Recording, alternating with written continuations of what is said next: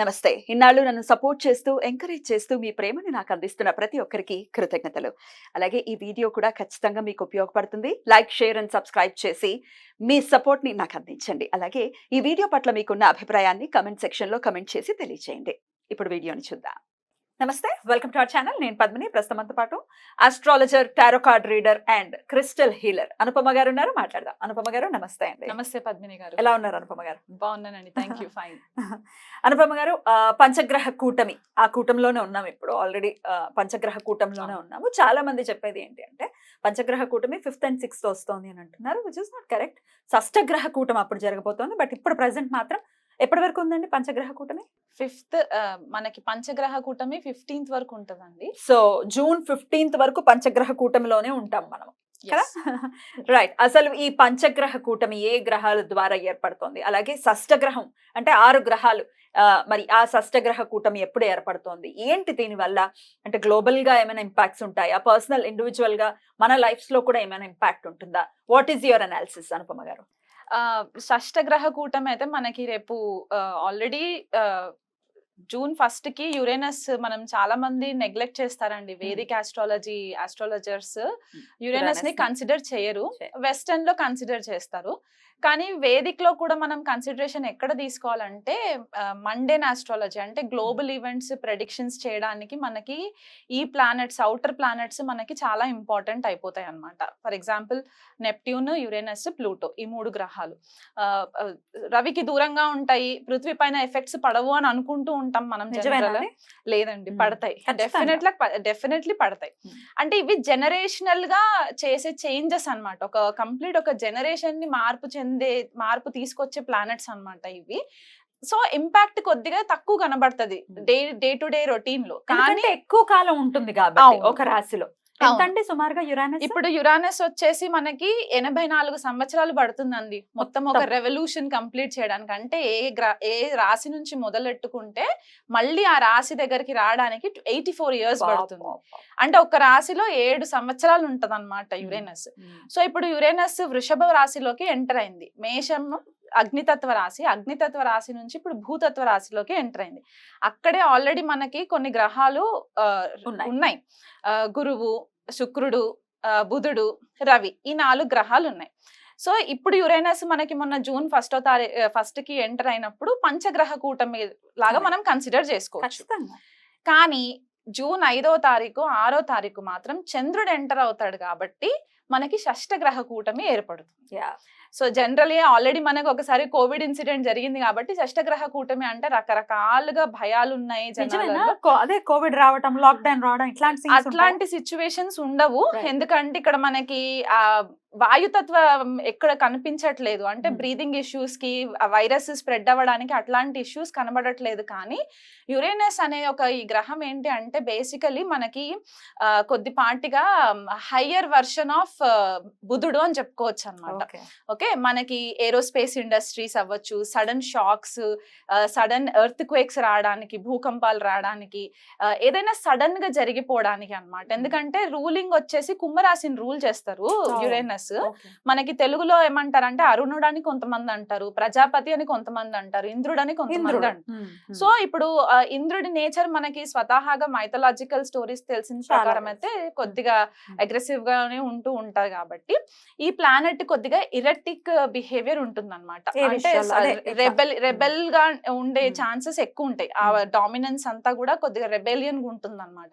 So ఎప్పుడైతే ఇలాంటి గ్రహము మనకి భూతత్వ రాశిలోకి ఎంటర్ అయ్యి 0 degrees లో ఉంటుంది ఇప్పుడు ప్రెసెంట్ గా. ఎందుకంటే స్లో మూవింగ్ ప్లానెట్, మనం శనినే అనుకుంటాము, శని కంటే ఇంకా స్లో మూవింగ్ ప్లానెట్ కాబట్టి 0 degrees టారస్ లో ఉంది ఇప్పుడు ప్రెసెంట్. అంటే కృతికా నక్షత్రంలో ఉంటుంది. అక్కడే మనకి గురుడు 8 degrees లో కృతికాలోనే ఉంటారు. బుధుడు కూడా మనకి ఇంచుమించు 3 degrees 4 degrees 7 degrees ఉంది. 7 degrees బుధుడు మనకి కృతికాలో ఉంటారు. రోహిణిలో రవి అండ్ శుక్రుడు 20-21 degrees క్లోజ్ కంజంక్షన్స్ లో ఉంటాయి. అండ్ తర్వాత మళ్ళీ చంద్రుడు ఎంటర్ అవుతాడు. సో చంద్రుడు కూడా కృతికాలోనే, అంటే ఒక 4 గ్రహాలు కృతికా నక్షత్రంలోనే ఉంటాయి అన్నమాట. ఆల్రెడీ మనకు తెలిసింది ఏంటంటే కృతికా నక్షత్రం అగ్నితత్వ నక్షత్రం. అండ్ సింబల్ కూడా మనకి రేజర్, ఫైర్, కత్తి, ఇవన్నీ తోటి మనం కన్సిడర్ చేసుకుంటాం. సో ఒక ఎరేటిక్ బిహేవియర్ ఉన్న గ్రహము కృత్తికాలోకి ఎంటర్ అయినప్పుడు గురుడు ఆల్రెడీ మనకి వాయుతత్వ గ్రహంగా మనం చెప్పుకుంటాం, ఆకాశ తత్వంగా చెప్పుకుంటాం కాబట్టి ఈ ప్లానెట్స్ అన్ని కూడా ఒక క్లస్టర్ ఆఫ్ ఎనర్జీస్ వచ్చేసరికి ఎక్స్ప్లోజన్స్ అయ్యే ఛాన్సెస్ ఎక్కువ ఉంటాయండి మనకి. అందులో యురేనస్ ఏంటంటే 84 years అని చెప్పాను కదా, క్రితం జరిగిన ట్రాన్సిట్ ఎప్పుడు అని అంటే 1940వ సంవత్సరంలో జరిగింది ట్రాన్సిట్. అప్పుడు టారస్ లో ఉన్నారు, అప్పుడు వృషభంలో ఉన్నారనమాట యురేనస్. అప్పుడు ఏం జరిగింది? 1940లో మనకి యాక్చువల్ గా సెకండ్ వరల్డ్ వార్ స్టార్ట్ అయిందండి. సెకండ్ వరల్డ్ వార్ స్టార్ట్ అయింది. ప్రేక్షకులు కావాలంటే వెరిఫై చేసుకోవచ్చు మన టైమ్ లైన్స్.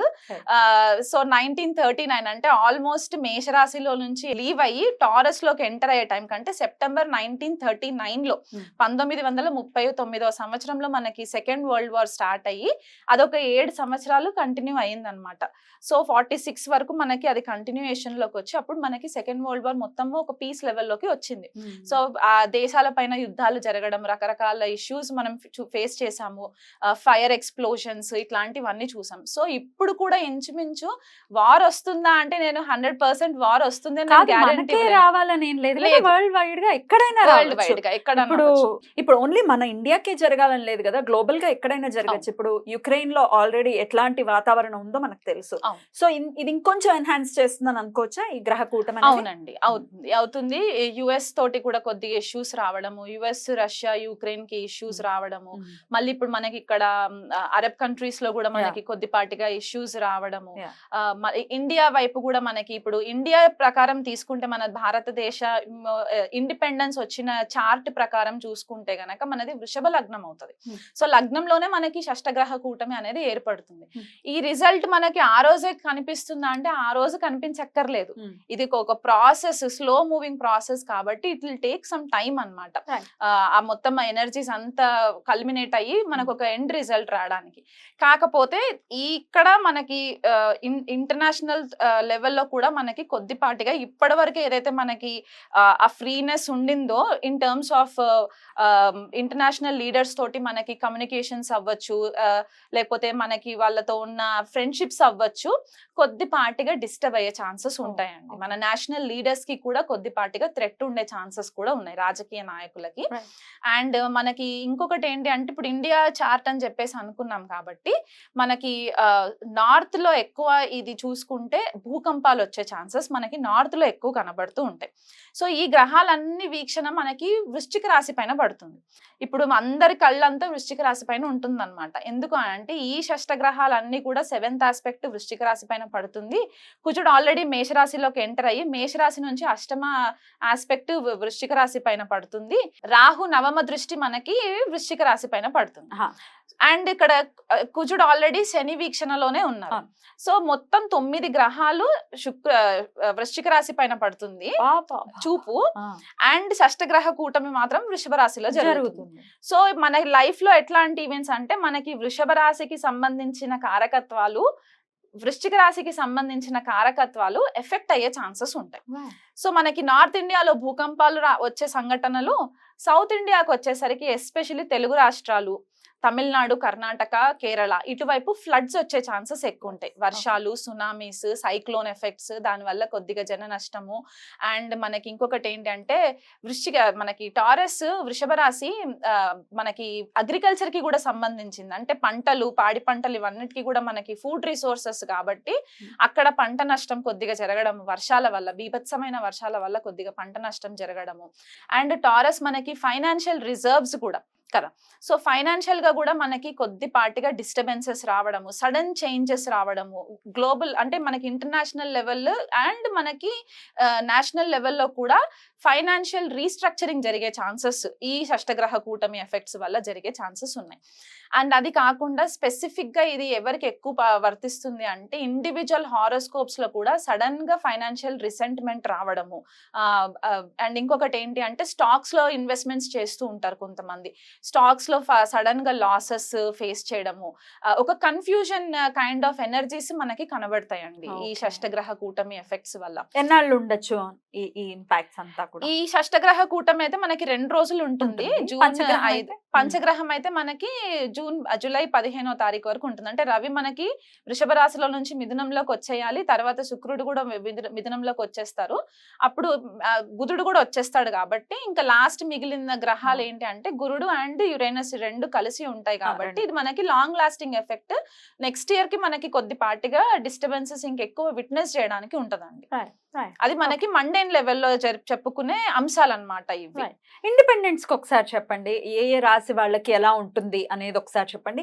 ఒకవేళ నెగటివ్ ఇంపాక్ట్స్ గనుక ఉంటే వాళ్ళు ఏం చేసుకోవచ్చు ఈ ఇంపాక్ట్ నుంచి బయటపడటానికి అనేది కూడా ఒక్కసారి. ఫైనల్లీ మీన రాశి వారికి ఎలా ఉంటుంది? మీనరాశి వాళ్ళకి తృతీయంలో జరుగుతుంది ఈ ట్రాన్సిట్. సో వీళ్ళకి సబ్ కాన్షియస్ మైండ్ యాక్టివ్ అయిపోవడం. ఓకే.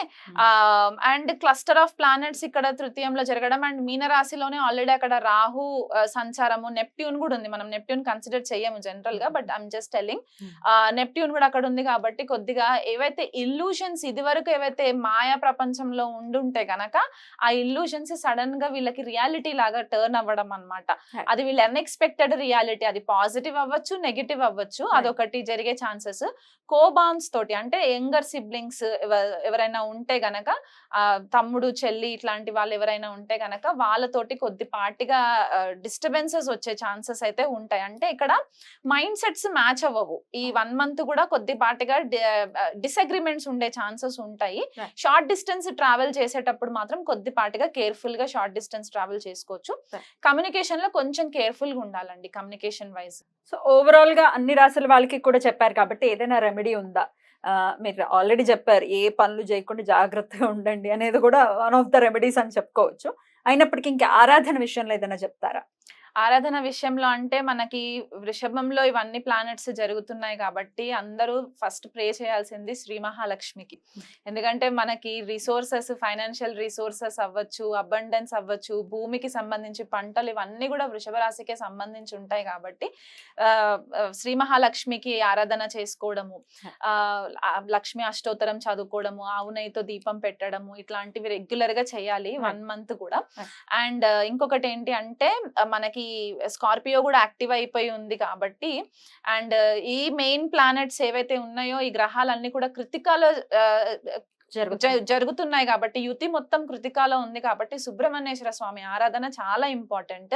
స్కంద కవచము డైలీ ఒక్కసారైనా సరే ఉదయం లేవగానే స్నానం అవన్నీ చేసేసుకున్న తర్వాత స్కంద కవచము చదవడానికి రాకపోయినా కనీసం ఇంట్లో ప్లే చేయండి. ఎందుకంటే మనం ఈ ఎనర్జీస్ అన్ని కూడా మనల్ని కొద్దిపాటిగా ర్యాష్ డెసిషన్స్ తీసుకునే ఛాన్సెస్, ర్యాష్ డ్రైవింగ్స్ ఇవి జరిగే ఛాన్సెస్ ఉంటాయి కాబట్టి మనల్ని మనం ప్రొటెక్ట్ చేసుకోవడానికి and at the same time ధర్మబద్ధంగా దేశ సంరక్షణ కోసం కూడా మనం ఆలోచించాలి కాబట్టి స్కంద కవచము రెగ్యులర్ గా వినడము ఇదొకటి చాలా ఇంపార్టెంట్. వీళ్ళు కుదిరితే సుబ్రహ్మణ్యేశ్వర స్వామికి అర్చన అభిషేకాలు చేసుకోవచ్చు. రైట్ అండి, చాలా బ్యూటిఫుల్ గా ఎక్స్ప్లెయిన్ చేశారు. డెఫినెట్లీ ఎందుకంటే యురేనస్ ని కన్సిడర్ చేస్తూ గనుక ఒకవేళ ప్రిడిక్షన్ ఇస్తే ఎంత అక్యురేట్ గా ప్రిడిక్షన్ వస్తుంది అనేది చెప్పటం అనేది ఎవరికి వారు దాన్ని చూడాల్సిందే కదా. చాలా మంది కన్సిడర్ చెయ్యరు కానీ ఇంత మేజర్ రోల్ ని ప్లే చేస్తారు. యురేనస్ అవ్వచ్చు, నెప్ట్యూన్ అవ్వచ్చు, డెఫినెట్ గా రోల్ ని ప్లే చేస్తారు. మీరు కూడా మీ ప్రిడిక్షన్ మీరు చూస్తారా? చూస్తానండి, డెఫినెట్లీ చూస్తాను. అంటే మనకి యురేనస్ ఆస్ట్రాలజీకి చాలా ఇంపార్టెంట్ ప్లానెట్ అన్నమాట, జ్యోతిష్య విద్యకి అండ్ ఏరోస్పేస్ ఇండస్ట్రీకి కూడా చాలా ఇంపార్టెంట్. ఎందుకంటే కుంభరాశిలో రూల్ చేసినా సరే శతభిష నక్షత్రం మనకి యురేనస్ కి కన్సిడర్ చేస్తారు బేసికల్ గా. అండ్ మనకి ఇక్కడ వృశ్చిక రాశిలో ఉచ్చ పొందుతారు అండ్ వృషభంలో నీచబడతారు. సో ఈ 2 మెయిన్ చాలా అద్భుతంగా వివరించారు. ఈ నెల్లాళ్ళు కూడా వీలైతే కూడా అందరూ చాలా జాగ్రత్తగా ఉంటూ అటు సుబ్రహ్మణ్యేశ్వర స్వామి ఆరాధన అండ్ లక్ష్మీదేవి ఆరాధన చెప్తున్నారు కాబట్టి అవి చేసుకుంటూ అందరికీ ప్రశాంతవంతంగా ఈ సమయం వెళ్ళాలని మనస్ఫూర్తిగా కోరుకుంటూ చక్కగా మాకు తెలియజేశారు. కృతజ్ఞతలండి. నమస్తే. నమస్తే అండి.